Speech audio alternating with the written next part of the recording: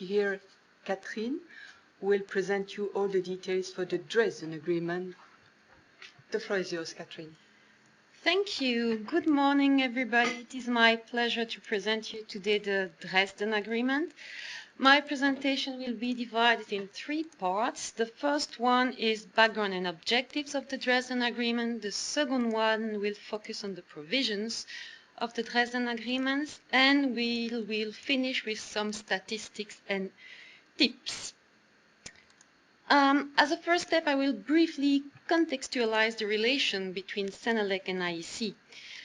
CENELEC and CEN and ETSI are the regional standardization organizations for Europe, recognized as such by the EU Regulation on European Standardization, which is Regulation 1025/2012 EU.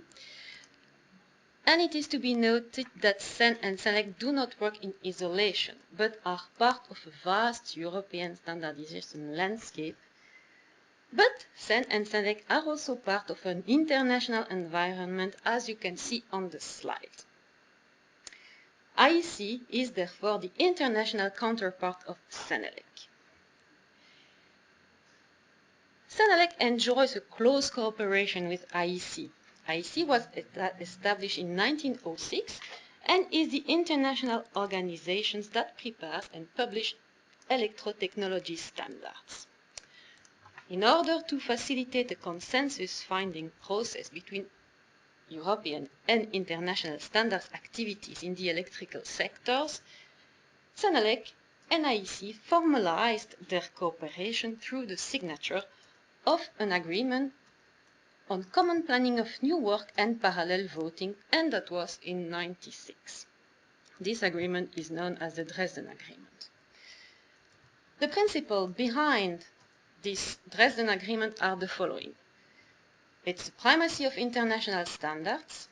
The objectives are to expedite publication and common adoption of international standards, to ensure the rational use of available resources, meaning expertise, and to accelerate standard preparation process in response to market demands.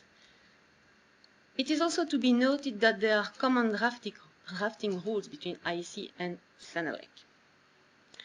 I also wish to mention here that the Dresden Agreement covers only European standards, so ENs, and no other deliverables. It means that technical specifications and technical reports or guides are excluded from the Dresden Agreement.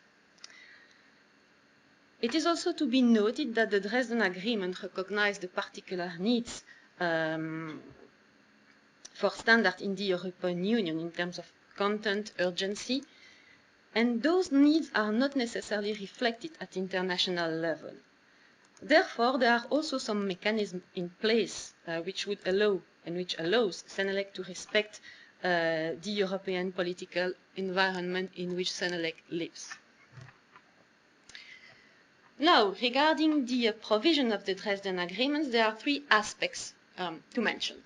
The first one is the common planning of new work items. The second one is the parallel voting on draft international standards. And the third one is the conversion of European standards into international standards. I will now detail these three aspects in the following slides. So, coming back to the first aspect, so common planning of new work items, the principle is that new standards projects, or project standards, are jointly planned between CENELEC and IEC and are preferably carried out at international level. This means that CENELEC will always offer new work items to its international counterpart. In practice, how does it work? In case of a work item of European origin, the work starts within CENELEC. For instance, a new work item is being circulated to the technical board for acceptance. Then, in parallel, the CENELEC Management Center will consult the IEC Central Office, who is given 2 months to reply regarding the interest to bring the work item of European origin at the international stage. We have 3 scenarios in this case. The first one is IEC accepts the new work item, then the work is forwarded and to be done at IEC level, and Senelec will stop working on this work item. The work item will most probably come back at European level via the parallel voting. The second scenario is IEC is not interested in taking the new work item on board. Then Senelec will work on the standard development and context, and this work item will remain a purely European work item and will become, if positively voted, a Senelec own GROM standard. The third scenario is the IEC timescale exceeds the Senelec timescale, then the work continues at Senelec level. That was for the first aspect of the Dresden Agreement. Let's go now to the second aspect of the Dresden Agreement, which concerns the parallel voting. The principle is committee drafts for vote, known as CDVs, and final draft international standards, known as FDIS, circulate in IEC are automatically submitted to parallel voting procedure within Senelec. First, let's explain the sentence. For those who are not familiar with CDV, Committee Draft for Votes, it's like the inquiry stage. The FDIS is assimilated to the voting stage. It means that all drafts for inquiry and vote are sent in parallel in IEC and in Senelec.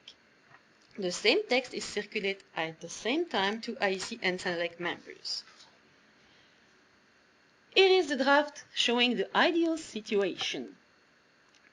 The draft goes to the CDV stage, so kind of inquiry, and then possibly to the FDIS, which is the voting stage, and we have then at the end an EN published identical to the IEC documents.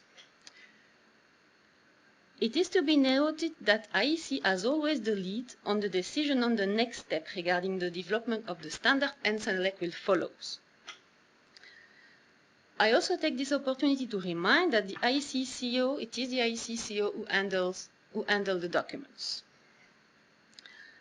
As mentioned earlier, the Dresden Agreement recognized the existence of European specificities. Therefore, if an IEC standard does not fully satisfy the European market, when the international standard needs to be adapted, the technical committee can decide on the need to produce common modifications, and this preferably in close relationship with the relevant IEC technical committee. Why in close cooperation? Because the IEC technical committee could decide, in fact, to add this European aspect in the IEC text. Nevertheless, if common modifications are needed, which are in fact the European pages, the Senelec Technical Committee can decide to develop the common modification at the beginning of the process, at the CDV stage, or even at the FD stage. Of course, the earlier the better. This is the graph showing the situation where the common modification needs to be included. As you can see, after the inquiry, the technical committee can produce the common modification, which could be integrated or which could be sent together with the text for the vote. At the end, at the publication stage, we will have an EN, which is based on IEC, and which on the cover page of the EN, you will see IEC modified. But, as you may imagine, there are some exemptions from parallel voting. For instance, in specific domain, there are no parallel voting. And it is to be noted that an exemption list is presented at each Senelec Technical Board meeting. Now, the question is, okay, the same text is sent at the same time to IEC and to Senelec. But what if the voting results are different? Yes, but let's start when the voting results are the same, when the IEC vote is positive and the Senelec vote is positive. Then we follow the IEC decision. Either we go for vote or for direct publication. And as mentioned, IEC has always the lead on the decision regarding the next step. Then, suppose the vote is positive at IEC and negative at Senelec. If IEC foresees to go to a vote, to an FDIS, on the IEC standard, the Senelec will also follow the FDIS, but there is the possibility to include and to develop common modifications. And these common modifications will be sent together with the FDIS. If the IEC voting result foresees, if IEC foresees the immediate publication of the IEC standard, meaning skipping the FDIS stage, the Senelec Technical Committee has to decide on the follow-up actions. Either to submit and to prepare common modification, and then to send to a second vote at European level, or to abandon the project. Then the third case, if the vote is negative at IEC and positive at Senelec, the decision of the Senelec Technical Committee will depend on the IEC decision. IEC could decide to further work on the topic, then the Senelec Technical Committee will probably follow. And if IEC decided to stop working on the topic, then the Senelec Technical Committee can decide to produce or to develop an homegrown documents. Now, that was for the parallel voting, which is the second aspect of the Dresden Agreement. I will now continue with the third aspect of the Dresden Agreement, which is the conversion of European standards into international standards. Senelec offers to IEC Senelec deliverables of European origin, what we call in our jargon homegrown standards, and also the European Common Modification to IEC-based standards. In practice, how does it work? At the end of each month, the Senelec Management Center sends a table containing the list of homegrown standards and European Common Modifications to the IEC Central Office. Now, when Senelec sends this list of European standards to IEC, if the IEC technical bodies decided to take them on board for further circulation as draft international standard, if the IEC text remains identical to the Senelec text, then we have the boomerang case. Then we do not have any parallel voting, and once the IEC standard is published, we published a corrigendum. If the IEC text is different from the initial Senelec text, then we will have a parallel voting on the IEC text.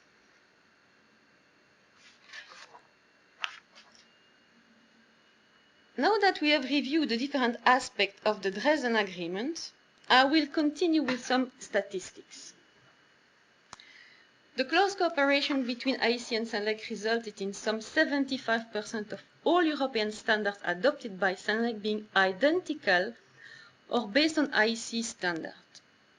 This is, as you can see, a high proportion, and this provides an indicator to the excellent consensus-based way of working Senelec and IEC have developed and are continually building on. The second graphic gives you the relation with IEC by domains. For instance, the number of European standards are identical or based on IEC in the electronics, which is not the last but one line on the graph, and in electrical engineering, which is the last line, is very high, also in terms of number of standards concerned. Now, before closing my presentation, I will just give you some tips which might be useful in the day-to-day application of the Dresden Agreement. For instance, to distinguish whether an EN is purely European or based on IEC work, you simply need to look at the series number. Series starting with a 60 number are standards which are based or identical to IEC, and series starting with a 50 number, EN 50, are in fact Senelec homegrown standards. And as mentioned earlier, if you have a standard, a cover page with an EN 60 series, there's into brackets on the cover sheet the mention whether it is modified or not. The Dresden Agreement is described in the Senelec Guide 13, which is available on the Senelec website. And as mentioned earlier, the Dresden Agreement covers only European standards. Nevertheless, if need be, the technical board, the Senelec technical board, could take appropriate decision to possibly have technical specification gone in parallel at Senelec level, but this is under specific circumstances, for instance, whether there is a European mandate on a specific topic. Usually, when you have a Senelec technical committee with a number, let's say TC57, the same the ICTC has the same scope. It's better to say that the Senelec technical committee has the same scope as the IEC technical committee. When there is a slight difference in scope, we put at Senelec level an X after the name of the TC. For instance, we have at IEC level TC8. At Senelec level, we will have Senelec TC8X. The scope is a bit different at European level. If there is no mirror committee at European level, there is the reporting secretariat which could handle the IEC documents, or not the documents, but which could mirror the IEC development of standards. Reporting secretariat are allocated, in fact, to Senelec members. So it is a member of Senelec who is behind the reporting secretariat. To close this presentation, I will just highlight some key points. The ultimate goal of the Dresden Agreement is to aim at identical worldwide and European standards.